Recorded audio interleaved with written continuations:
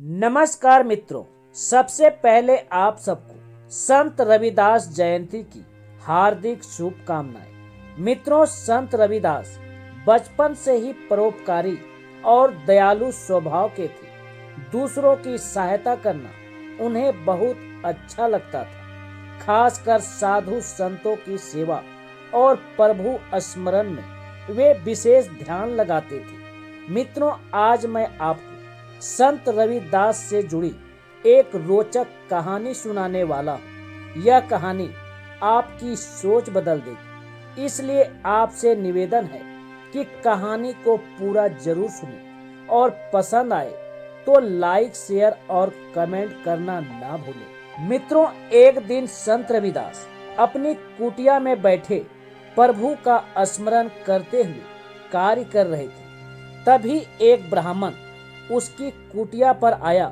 और उन्हें सादर वंदन करके बोला कि मैं गंगा जी स्नान करने जा रहा था, सो रास्ते में आपके दर्शन करने चला आया। उन्होंने उनसे भी गंगा स्नान के लिए चलने का आग्रह किया। उन्होंने उत्तर दिया कि गंगा स्नान के लिए मैं अवश्य चलता, किंतु एक व्यक्ति को जूते बनाकर आज ही देने का वचन दे रखा है। यदि मैं उसे आज जूते नहीं दे सका तो मेरा वचन भंग होगा। ऐसे में गंगा स्नान के लिए जाने पर मन मेरा यहीं लगा रहेगा, फिर पुण्य कैसे प्राप्त होगा। आप गंगा स्नान करने जा रहे हैं, बहुत खुशी की बात है। उसने ब्राह्मण को एक मुद्रा देते हुए कहा कि इसे मेरी तरफ से गंगा मैया को दे देना।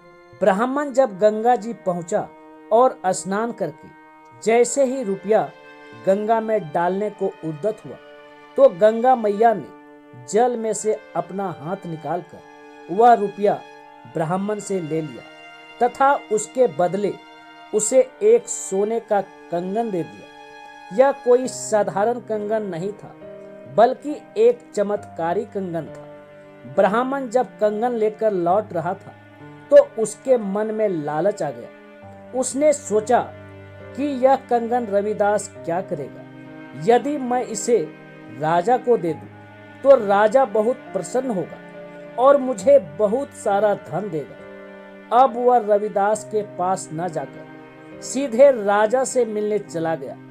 वहां जाकर उसने वह कंगन राजा को भेंट कर दिया। कंगन देखते ही राजा बहुत प्रसन्न हुआ, क्योंकि इससे पहले ऐसा चमत्कारी कंगन उसने नहीं देखा था। राजा ने उस ब्राह्मण को बहुत सारी मुद्राएं देकर उसकी झोली भर दी। ब्राह्मण खुशी से झूमते हुए अपने घर चला गया।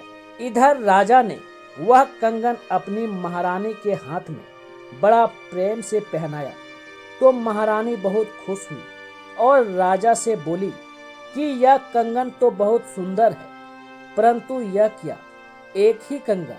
क्या आप बिल्कुल ऐसा ही एक और कंगन नहीं मंगा सकते? राजा ने कहा, प्रिय, ऐसा ही एक और कंगन मैं तुम्हें शीघ्र मंगवा दूंगा। राजा ने उस ब्राह्मण के पास खबर भिजवाई कि जैसा कंगन मुझे भेंट किया था वैसा ही एक और कंगन मुझे 3 दिन में लाकर दो, वरना राजा के दंड का पात्र बनना पड़ेगा। खबर सुनते ही ब्राह्मण के होश उड़ गए। वह पछताने लगा कि मैं व्यर्थ ही राजा के पास गया, अब दूसरा कंगन कहां से लाऊं।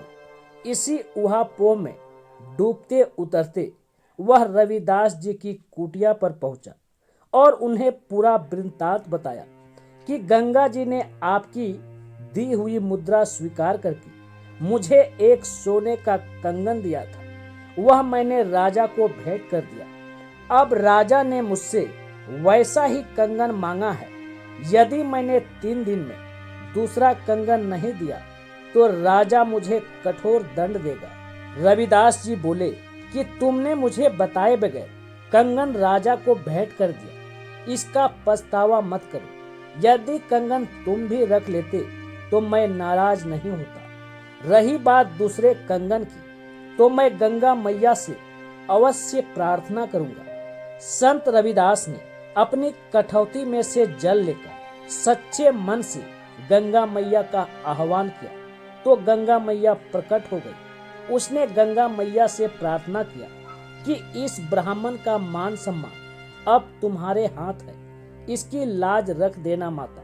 गंगा मैया तुरंत पहले जैसा ही एक और सोने का कंगन ब्राह्मण को देकर अदृश्य हो गई। ब्राह्मण संत रविदास को प्रणाम करके खुशी खुशी राजा को कंगन भेंट करने चला गया। इतना होने के बावजूद भी संत रविदास ने अपने बड़प्पन का जरा भी एहसास उस ब्राह्मण को नहीं होने दिया। ऐसे थे महान संत रविदास। मित्रों, इसलिए कहा गया है कि मन चंगा तो कठौती में गंगा।